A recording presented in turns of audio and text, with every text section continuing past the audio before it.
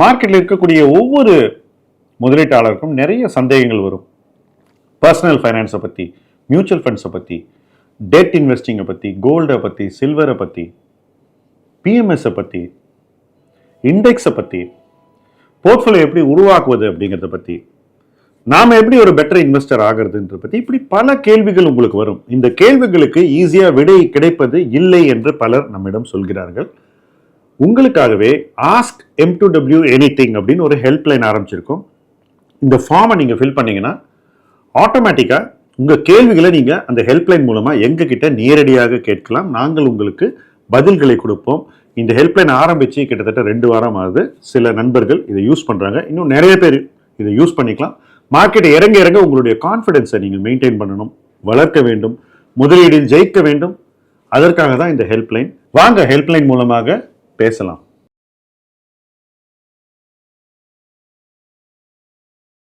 கடன் வாங்கி கெட்ட சமூகம். இந்த சீரீஸ்ல இன்னைக்கு நம்ம பேச போறது பர்சனல் லோன் வாங்கி ஸ்டாக் மார்க்கெட்ல இன்வெஸ்ட் பண்றத பத்தி. எல்லாருக்குமே ஒரு சம்பளம் இருந்தா உடனே அந்த சம்பள கணக்கை வச்சிருக்கிற பேங்க் அவங்கள சேஸ் பண்ணும். எதுக்கு தெரியுமா? ஒரு பர்சனல் லோன் விற்கிறதுக்கு. ஏன்னா பேங்க்ல இருக்கக்கூடிய உங்க ஆரம்புக்கு உங்களுக்கு ஒரு பர்சனல் லோன் வித்தா நிறைய போனஸ் கிரெடிட்ஸ் கிடைக்கும். ஸோ தொடர்ந்து உங்களை பெஸ்டர் பண்ணிக்கிட்டே இருப்பாங்க, பர்சனல் லோன் எடுத்துக்கோங்கன்னு. ரேண்டமா யாரோ கூட உங்களுக்கு ஃபோன் பண்ணி பர்சனல் லோன் கொடுப்பாங்க. ஏன்னாங்க உங்க சேலரி டீடைல் சிபில் மூலமாக எல்லாருக்குமே தெரியுது. உங்களுடைய கிரெடிட் ரேட்டிங் எல்லாருக்குமே தெரியுது. ஸோ யாருக்கெல்லாம் நல்ல கிரெடிட் ரேட்டிங் இருக்கோ அவங்க கிட்டலாம் போய் பர்சனல் லோனை பேங்க்ஸ் விற்கிறாங்க. அப்படி விற்கும்போது என்ன ஆகுது? அந்த பர்சனுடைய கிரெடிட் ஹிஸ்டரி இன்னும் தெளிவாகுது. அது மட்டும் இல்லை, அந்த பர்சன் கிட்ட அவங்களால தொடர்ந்து மாசம் மாசம் வட்டி சம்பாதிக்க முடியுது. அவங்க இந்த பர்சனல் லோனை விற்கிறதே ஒரே ஒரு ரீசனுக்காக தான். நல்ல சேலரி உள்ளவங்ககிட்ட வட்டி வாங்குறது ஈஸி. பட் வாங்குறவன் என்ன நினைக்கிறான் தெரியுமா? இந்த லோன் கிடைக்கிறதே ஒரு 10-12% இன்ட்ரெஸ்ட் நம்ம கிடைக்குதுன்னு வச்சுக்கோமே. அப்ப நம்ம இதை வாங்கிட்டு ஏன் நம்ம இதே பணத்தை ஸ்டாக் மார்க்கெட்ல போடக்கூடாதுன்னு நினைக்கலாம். சில பேர் இன்னும் அதிகமான இன்ட்ரெஸ்ட்ல கூட பர்சனல் லோன் வாங்குறாங்க. 14% அந்த மாதிரி வாங்கிட்டு அதை ஸ்டாக் மார்க்கெட்ல போடுறாங்க. என்னை பொறுத்த வரைக்கும் 10-12% பர்சனல் லோன் வாங்கி ஸ்டாக் மார்க்கெட்ல இன்வெஸ்ட் பண்றதே ரொம்ப ரிஸ்கி. ஏன்னா ஸ்டாக் மார்க்கெட் தரக்கூடிய ரிட்டர்னே கிட்டத்தட்ட அதுதான். அதுக்கும் மேல இந்த பணத்தை வாங்கி இன்வெஸ்ட் பண்ணாம ட்ரேடிங்க்கு யூஸ் பண்றது அப்படின்னு ஒரு ஃபேஷன் இன்னைக்கு இருக்கு. ஸோ லோனை வாங்கி ஆப்ஷன் ட்ரேடிங் பண்ண வேண்டியது, இதுதான் ரொம்ப பாப்புலரான இன்னைக்கு நடக்கக்கூடிய ஒரு விஷயம். ஸோ இந்த சூதாட்டத்தில் கேபிட்டல் இல்லாதவங்க ஈடுபடுறாங்க. அதாவது ஆப்ஷன் ட்ரேடிங் பண்ணணும்னு வச்சுக்கோங்களேன், நம்ம பணத்தை போட்டு பண்ணாக்கா பணம் போச்சுன்னா அது நம்ம கையில இருந்த பணத்தோட நின்றுடும். இன்னொருத்தர்கிட்ட கடன் வாங்கி நம்ம அதே பணத்தை ஆப்ஷன் ட்ரேடிங்ல போட்டாக்கா என்ன ஆகுதுன்னா, நீங்க கடனையும் அடைக்கணும், வட்டியும் கொடுக்கணும். ஸோ அது டபுள் ப்ராப்ளம். அது மட்டும் இல்லை, நீங்க அந்த பணத்தை வாங்கி ஆப்ஷன் ட்ரேடிங்ல போட்டு லாஸ் பண்ணீங்கன்னா நீங்க ஆக்சுவலா லூஸ் பண்ணிருக்கிறது உங்க பணத்தையே இல்லை, இன்னொருத்தர் பணத்தை. அந்த இன்னொருத்தர் பணத்தை நீங்க எப்போ திருப்பி கொடுக்க போறீங்க? எங்க இருந்து கொடுக்க போறீங்க? உங்களுடைய வருங்கால வருவாயில இருந்து கொடுக்க போறீங்க. ஸோ நாளைக்கு உங்களுடைய வருங்கால வருவாயும் சுருக்கப்படும். ஏன்னா முதல்ல இவங்களுக்கு கொடுத்த அப்புறம் தான் உங்களுக்கே பணம் வரும். ஸோ கிட்டத்தட்ட இந்த பர்சனல் லோன் வாங்கி ஆப்ஷன் ட்ரேடிங் பண்றதுங்கிறது கயிறை மேல இருந்து தொங்க விட்டு கழுத்துலையும் சுருக்க மாட்டி லூசா வச்சுக்கிற மாதிரி. நிறைய பேர் நினைக்கிறாங்க லூசா தானே இருக்கு, ஒன்றும் ஆகாது அப்படின்னு. பட் ஏதோ ஒரு பாயிண்ட்ல அந்த சுருக்கு இருக்கிக்கும். ஏன்னா மார்க்கெட்ல அதுதான் நடக்கும். போன வெள்ளிக்கிழமை பார்த்தீங்க, இந்த வாரம் மண்டே பார்க்குறீங்க, திடீர்னு மார்க்கெட் மூவ்மெண்ட்ஸ் வரும். அப்படி மார்க்கெட் மூவ்மெண்ட் வரும்போது ஆப்ஷன் ட்ரேடர்ஸ் சுத்தமா தொடச்சி எடுக்கப்படுவார்கள். அப்ப அந்த மாதிரி சிச்சுவேஷன்ல உங்க பணமே இல்லாம ஒரு பர்சனல் லோனை வாங்கி இந்த ஆப்ஷன்ல பண்ணி என்னத்தை சாதிக்க போறீங்கன்ற கேள்வியை நீங்க உங்களே கேட்டுக்கணும். இந்த வாரம் வர 21 அன்னைக்கு 4 பவர் பேக் வெபினார்ஸ் உங்களுக்காக லேர்னிங் சாட்டர்டேல காத்துட்டு இருக்கு. காலையில 10 மணிக்கு ஸ்ட்ராட்டஜி சீரீஸ்ல ஆக்டிவ் வர்சஸ் பாசிவ் இன்வெஸ்டிங். இதுல actively manage funds, ETFs and index ஃபண்ட்ஸை விட பெஸ்டான ஆக்டிவ் மியூச்சுவல் ஃபண்ட்ஸ் இண்டஸ்ட்ரியில என்னென்ன இதை பத்திலாம் பேசுறாங்க. அடுத்து 11 மணிக்கு ஐடி இண்டஸ்ட்ரியோட outlook, navigating the normal. And இந்த வெபினார்ல ஐடி செக்டார்ஸோட கரண்ட் என்விரான்மெண்ட் எப்படி இருக்கு, அதோட growth in short term and long term எப்படி இருக்குங்கிறதுலாம் பத்தி பேசுறாங்க. அதை தொடர்ந்து 12 மணிக்கு ரீவைன் சீரீஸ்ல லுக்கிங் பேக் அட் 2024, இங்க ஓவர்வியூ ஆஃப் 2024 மார்க்கெட் பர்ஃபார்மன்ஸ் எப்படி இருந்துச்சு, எமர்ஜிங் ஆப்பர்ச்சுனிட்டிஸ்லாம் என்ன இப்படிங்கிறத பத்தி பேசுறாங்க.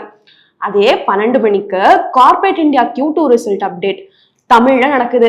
இந்த வெபினார்ல key highlights of corporate results பத்தியும், எக்கனாமியோட emerging trends, potential growth opportunity பத்தியும் பேசுறாங்க.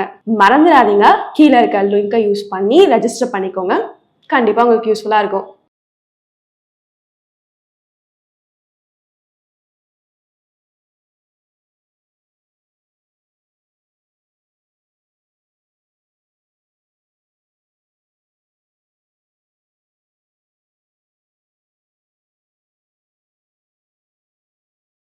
என்னை பொறுத்த வரைக்கும் உங்க சொந்த பணத்தையே, உங்க சேமிப்பையே இதுல போட்டு விளையாடுவது, ஏன்னா இது ஒரு விளையாட்டா தான் பல பேர் பார்க்குறாங்க, ரொம்ப ரொம்ப அவசியமற்றது, தவிர்க்கக்கூடியது. ஸோ உங்க காசு போட்டு பண்றதே தவிர்க்கக்கூடியதுன்னா நீங்க பர்சனல் லோன் வாங்கி அதை பண்றதுங்கிறது ரொம்பவே தவறானது. It's wrong at so many levels அப்படின்னு ஆங்கிலத்தில் சொல்லுவாங்க. அதுதான் இது. சில பேர் சொல்றாங்க, சார் நான் ஆப்ஷன் ட்ரேடிங்லாம் பண்றதில்லை, நான் பர்சனல் லோன் வாங்கி வெறுமன எஸ்எம்இ ஸ்டாக்ஸ் தான் வாங்குறேன், அங்க எனக்கு வருஷத்துக்கு டபுள் கிடைக்குது, இங்க எனக்கு 10-12% மேபி ஈவன் 14% இன்ட்ரெஸ்ட் நான் கொடுத்துட்டு போறேன் சார், எனக்கு என்ன ஃப்ரீ மணி தானே அப்படிங்கிறாங்க.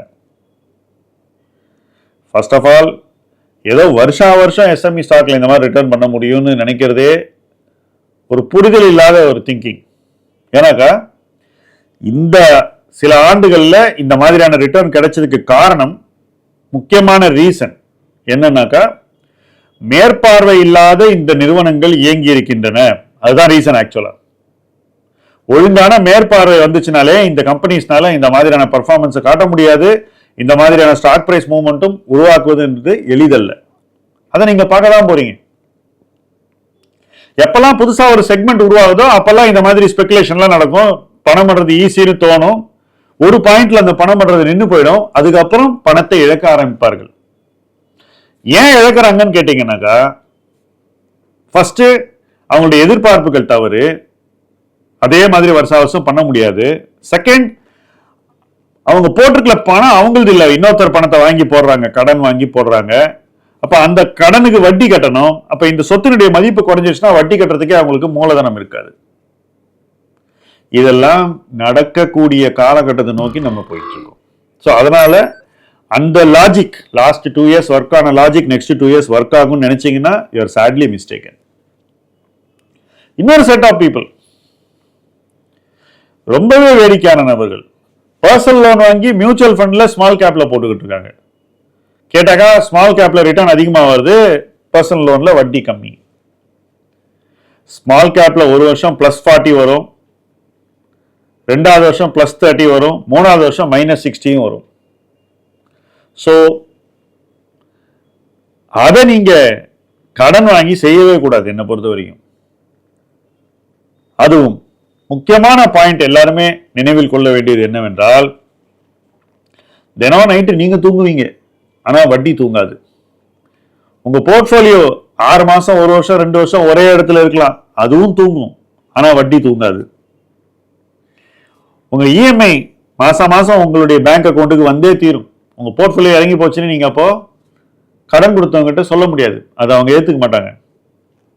ஸோ இப்படிப்பட்ட ஒரு ரிஸ்க் எல்லாம் இருக்கும்போது பர்சனல் ஃபைனான்ஸ் வாங்கி பங்கு சந்தையில் இன்வெஸ்ட் பண்ணுவது என்பது, நான் இடையில் சொன்னது போல, ஒரு சுருக்க மாட்டி லூசா நம்ம கழுத்து மேல போட்டுக்கிற மாதிரி.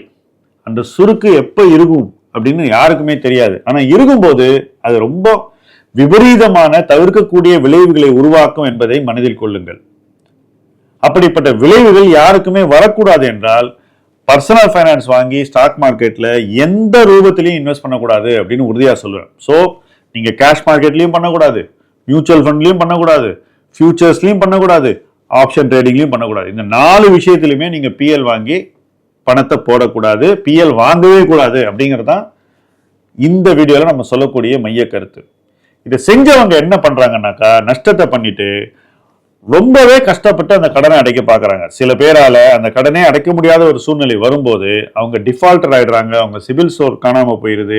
இதுக்கப்புறம் அவங்களால எந்த ஒரு நுகர்வுக்கும் கடன் வாங்க முடியாத ஒரு சூழ்நிலைக்கு தங்களையே தள்ளி கொள்கிறார்கள். எதுக்குங்க இப்படிப்பட்ட பேராசை? யாருக்காக இவ்வளவு நீங்க ரிஸ்க் எடுக்கணும்? அப்படி எடுத்து உங்களுக்கு என்னதான் கிடைக்க போகுது? இந்த 3 கேள்விகள் நீங்க கேட்டுக்கிட்டா நிச்சயமா நீங்க பிஎல் வாங்க மாட்டீங்க. பிஎல் வாங்கி ஸ்டாக் மார்க்கெட்ல இன்வெஸ்ட்மெண்ட்லயும் போட மாட்டீங்க, ஸ்பெகுலேஷன்லயும் போட மாட்டீங்க.